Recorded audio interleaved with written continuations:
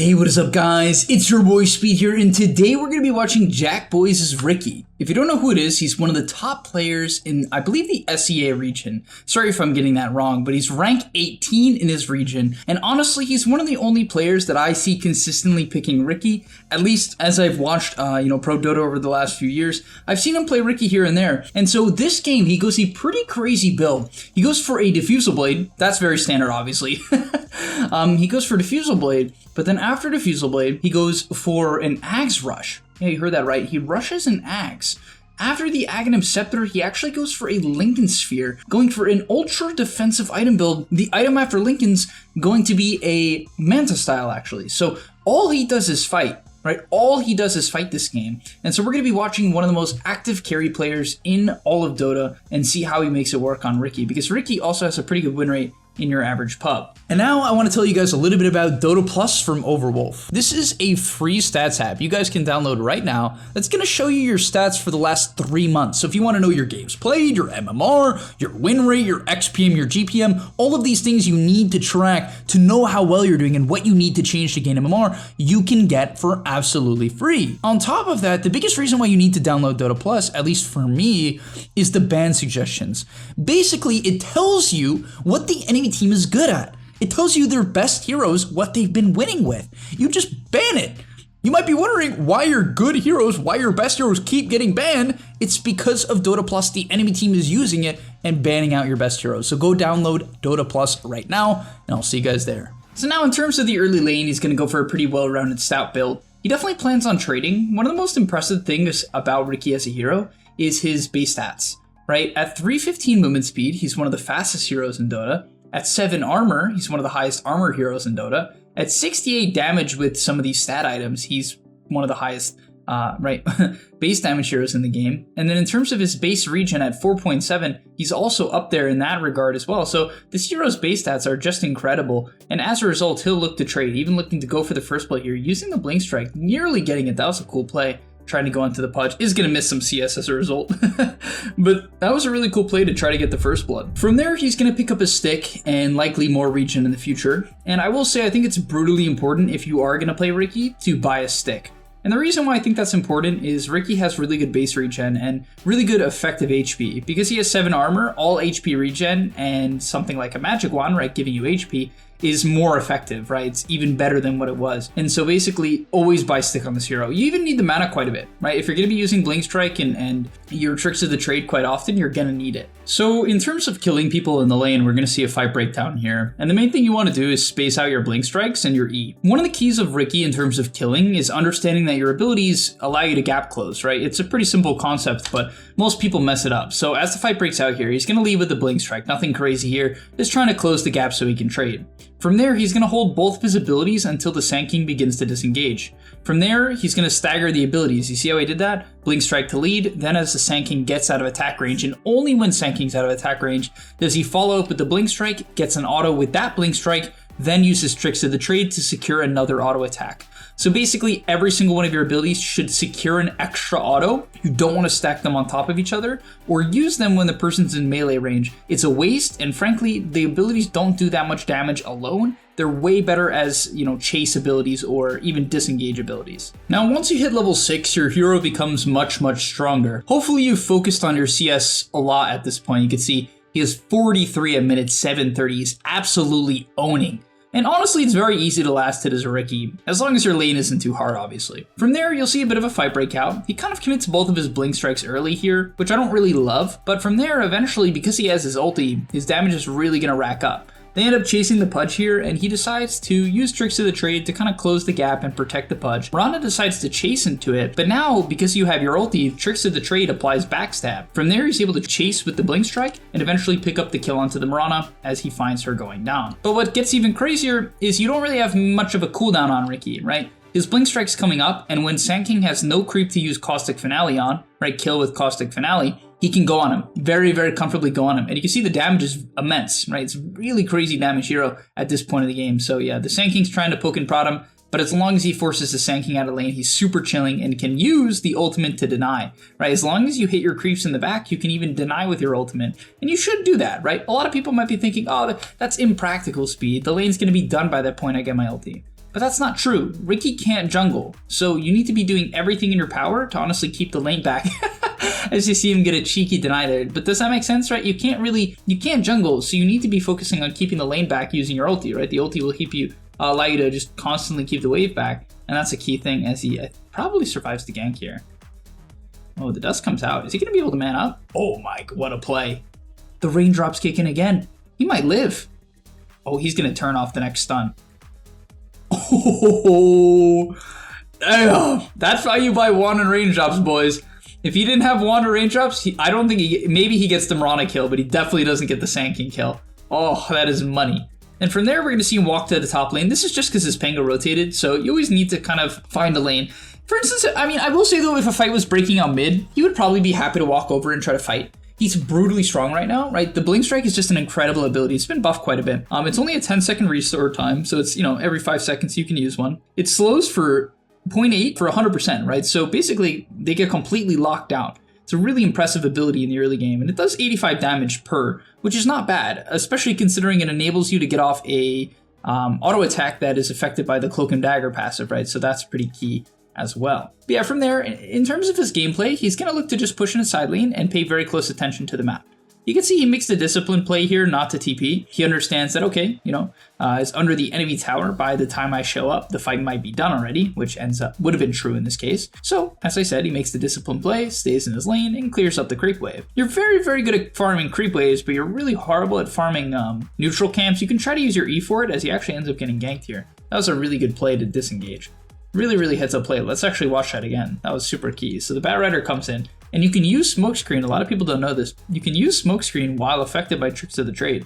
So that's what he does here. He uses it, and it doesn't have a cast point on Smokescreen when you're in Tricks of the Trade, if I'm not mistaken. And that allows him to try to get away. He might be dead anyway, actually. The dust is going to wear out. Oh, dust wears out, and he's okay. He bought enough time, and oh, is that a kill? Wow. Let's actually watch him perfectly execute that. That's a beautiful play. So the big thing is, once again, you don't want to stagger the Blink Strike slows. So it's very important that when he's chasing here, first things first, he lets the Sticky Napalm run out, right? And then as he goes, he's going to lead in with the hit, uses the Diffusal, doesn't commit the Blink Strikes when Diffusal's active, right? Because you once again want to stagger all of your disables. People just jumble them all together and it's a complete waste. So as the Tumbler's Toy comes out, he's going to hit. Honestly, he probably could have hit again before using the second Blink Strike, but he's going to be able to get the kill nonetheless, and that's a major play. Avoids the initial go from the bat, lets the dust wear out, and turns the kill. And that's why, honestly, one of the main reasons why Riki is more viable than ever as a core, specifically a safe laner, is because of the fact that Diffusal is very cheap now, right? The hero doesn't necessarily farm fast unless it gets kills, but Diffusal is only 2,400 gold, 2,450 to be exact, and it used to be 3k, so this is going to allow you to just get active so early.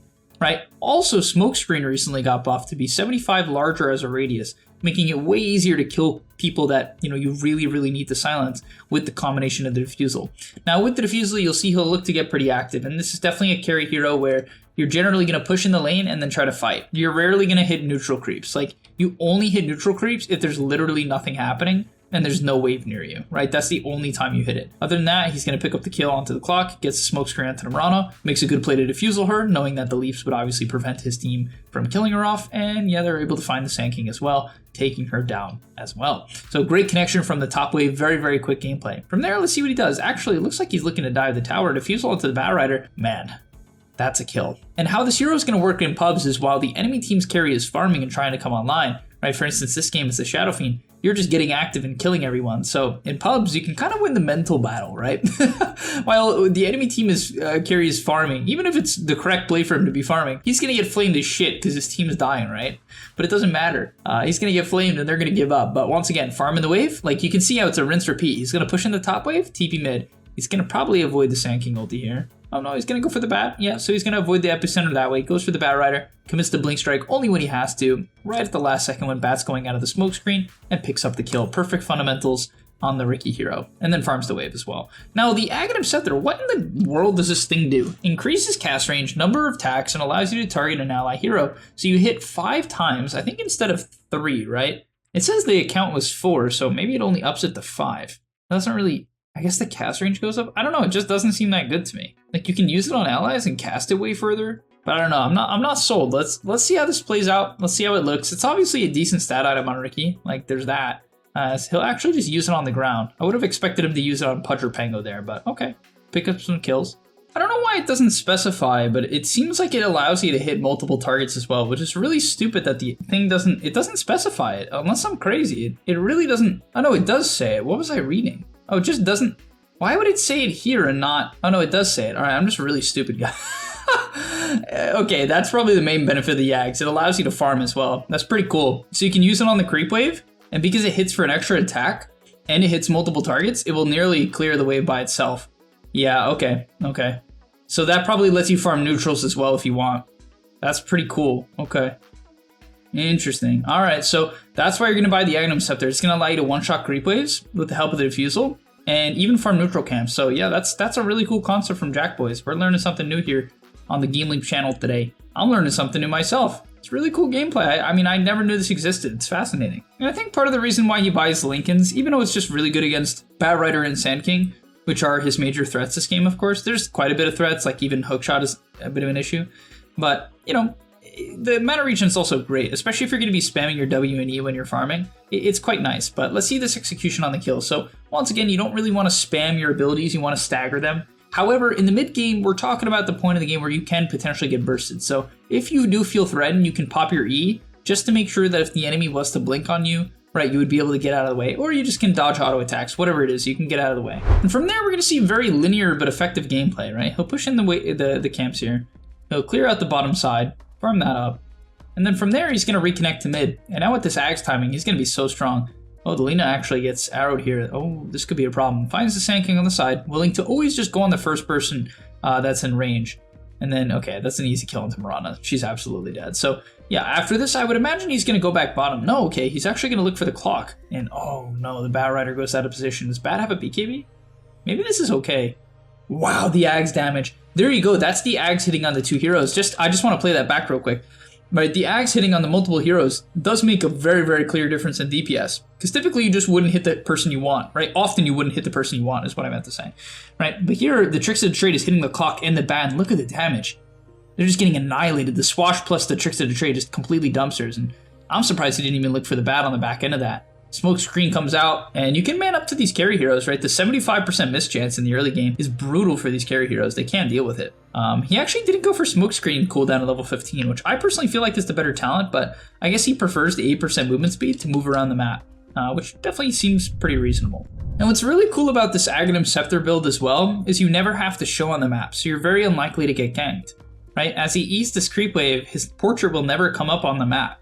Right, so the enemy team likely won't even know where he is if they're not paying attention. In high MMR games, I will admit they probably are paying enough attention to know, but if it's your average pub and you go a build like this, people are just not going to realize you're there. They're going to walk up next to you, and you might even just be able to solo kill people, even though you just literally cleared the creep wave.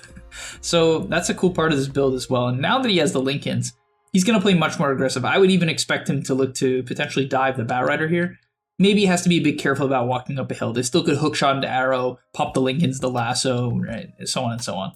And we're actually going to see another solo kill as he comes out of the Roche pit. He makes a very bold decision to TP bottom here. I think he sees the SF top, or saw the SF top and sees the clock mid, so he'll clear the wave and then pursue forward, right? With the Aegis and the Lincolns, he just doesn't feel afraid. If they don't have 3-4 heroes, they're probably not killing him. But he does a good job of using the Tricks of the Trade, finds the Mirana on the Sentry Ward, and oh, it's a solo kill, and all of a sudden he's level 19, 22 minutes in. From there, he's going to clear up the bottom wave. Just always do this, guys. Have the habit, especially if you buy this Ags, have the habit of clearing the wave and then connecting with your team. Rinse, repeat over and over again. And is he going to solo kill the SF? Oh, no. Oh, no. Oh, he's 6 levels ahead of SF. This is crazy. I wonder what talent he's going to take. Blink Strike, Replenish Time. Yeah, that makes sense. It brings it down from a 20-second total, right, on both of the Blink Strikes, down all the way to 12, which is insane how many Blink Strikes you can use. The backstab multiplier is really good, but I don't know. It's like 1 extra point of the spell, slightly better than that, where this is like, I don't know, it's such a major buff to pick up the Blink Strike. So that's a free kill on the Sand King. Great Force Staff, but it's not going to matter. We'll kill off the Sand King. He's going to chase. Yeah, okay. Clock gets out the back. And now he's going to pick up the Yasha. And I think the main reason why you would buy the Yasha is it helps you purge dust. I mean the Manta, sorry. it lets you purge dust, it lets you, push in side lanes or bait even, right? The Riki illusions go into this, so they're really great at baiting because people will see them on a sentry and just assume it's real because it's invisible, right? But that's not the case. Now at this point of the game with an Aegis and all of this gold and net worth and XP, he can do whatever he wants and he should do whatever he wants, right? So as the fight breaks out, it's very important that he just kind of goes in. He doesn't need to worry at all. Honestly, even with the tricks there, he probably didn't need to do it too early. Probably could have just kept going with the blink strikes to stick directly on top of people because of the fact that he's completely untouchable, right? Completely untouchable. The tricks of the trade, the wave, blink strike's already off cooldown because of the talent. Sand King blinks in. Good Moonlight Shadow to try to keep them alive, but the tricks of the trade hits on the 2. And this game, this game is completely done. Thank you guys so much for watching. Hopefully you enjoyed. Hopefully you're inspired to play Riki. Honestly, if I was a carry player, I might even consider spamming this hero a little bit. It's really cool what it does. The Ags build is honestly great. Like, I went into this video thinking, I'm just going to see a high tempo carry, get a bunch of kills, and that's it. But he's got 200 CS in minute 25. This is the second highest in the game. Now, to be fair, his team is stomping, so it makes it easier to get more creeps. But this is mostly lane creeps, right? This is mostly lane creeps. He's top net worth by a long shot. And yes, he's 21 and 11. Let's be real. He's completely stomping. But I don't know. This build just looks great. The Diffusal lets you play early. The Ags makes you a little bit tanky and allows you to farm. It's just the perfect build. It really comes together. The only thing you're not good against is silences. So you have to be a little bit careful about that. You definitely are very weak against silences because you won't have a dispel if you go Diffusal Ags for a while. But thanks for watching. I'll see you guys in the next one. And I'm out. Peace. And that's all, but remember, before you leave, before you tune out, subscribe to the Game Leap website where we are going to help you get to the next rank. If you're stuck, click the link down below, and I'm out. Peace.